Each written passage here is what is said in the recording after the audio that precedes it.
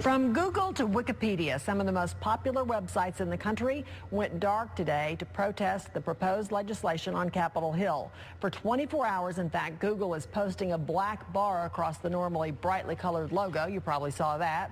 This is a live look at it right now. And moving over to Wikipedia, you can see it's black with a link to learn more about two separate bills lawmakers are considering. Those bills are anti-piracy web legislation. The Stop Online Piracy Act, or SOPA, would give the government the authority to monitor and shut down websites accused of distributing pirated content and stop illegal downloads. Up to 7,000 websites protested today, saying it threatens the free and open internet. Joining me now live in the studio is attorney John Browning with the Dallas firm of Lewis, Brisbois, Bisgard, and Smith.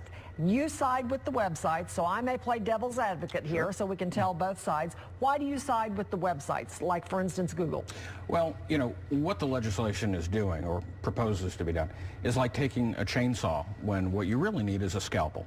It's taking a very broad, overly broad, in the opinion of most tech companies and a lot of individuals and a growing number of legislators, when what's really needed is a more narrow, more targeted focus. Is this crying wolf, or is there a real danger here for consumers and for freedom on the web? Oh, there's absolutely a danger. I mean, no one's going to deny that both these bills have the best of intentions. We all agree that online piracy is bad, and certainly we want to discourage that sort of thing. But we don't want to discourage it. We don't want to destroy that at the risk of tampering with civil liberties, at the risk of stifling innovation.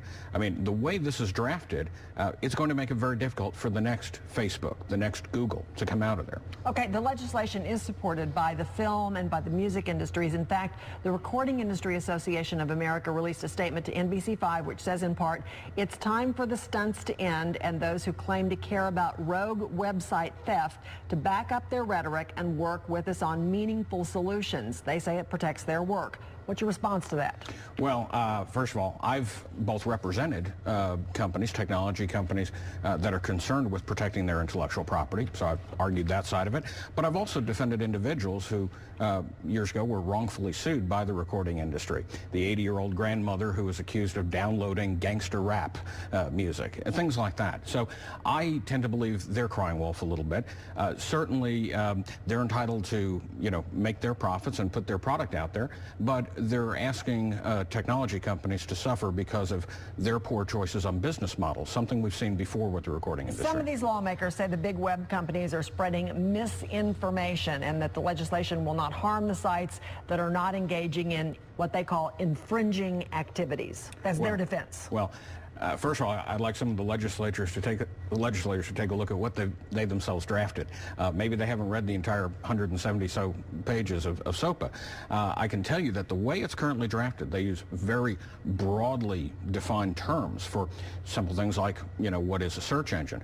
In addition, the way it's currently drafted, even though we think it's good and it's admirable to take down something that is an infringing website, the way it's drafted, if there's an infringing piece of content, one web page on a website with thousands of web pages, the entire site has to come down. That looks like a nightmare to police to me. Oh, absolutely. And that imposes a huge cost because what we've had for the last few years with the Digital Millennium Copyright Act, which the recording industry and motion picture industry supported and lobbied for, is we've had something where the responsibility, the burden, is on the owner of the copyright, the intellectual property owner.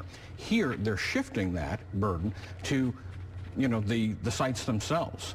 And that's a huge burden that they're imposing. Well, one thing's for sure, I don't know that very many people anticipated all of everything that's happened today. It's been very interesting to watch, and we'll see what happens with all of it. Thanks for coming in tonight. Thanks very much for having me.